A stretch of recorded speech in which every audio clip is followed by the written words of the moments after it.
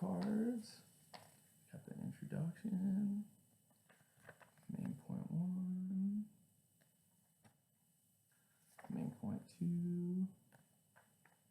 Main point 3. And then the conclusion. All right.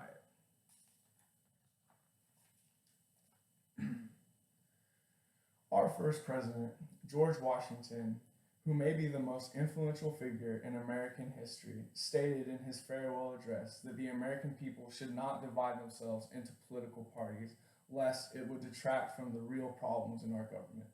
Another famous president, Abraham Lincoln, was quoted famously saying, "A house divided against itself cannot stand." That's two of our most influential presidents warning against how division can really tear our country apart. I myself was raised Republican, though as I've grown up, my perspective has really changed, and I've decided that I don't align myself with either political party. In this speech, I'm going to tell you how my perception has changed and how I'm distraught at many aspects of our government.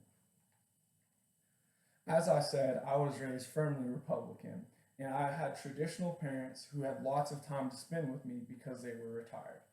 I was definitely very spoiled, so I listened to my parents so that I could grow up and be successful just like they are. And my dad loved to give his take on politics, so he did it often. And because of this, I developed a conservative lens in which I viewed the world. In high school, my classmates and my peers took more of an active role in forming my political opinion.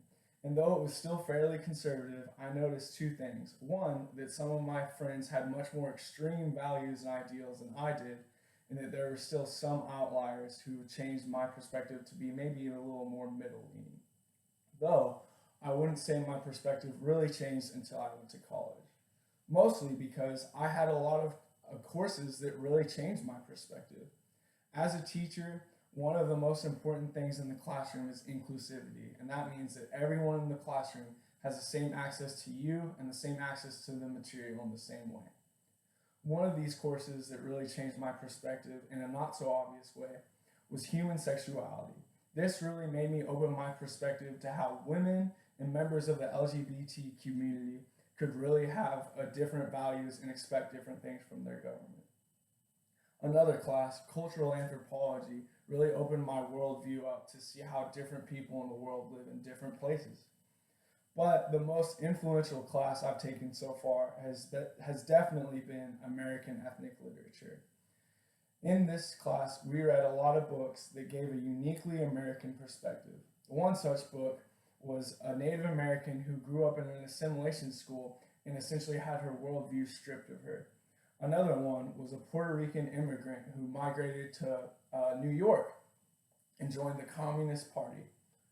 These books really highlighted the different values that people have in their government and the different things that people expect out of their government. And this is why I think two political parties do not serve the best interests of everyone in America.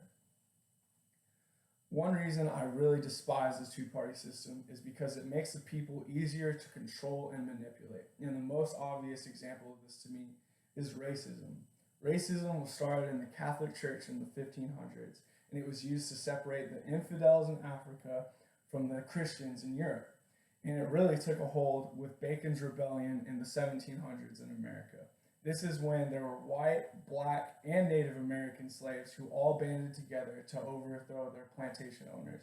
It wasn't until the plantation owners pointed out the color of their skin that the white people stopped fighting with black and Native American brothers.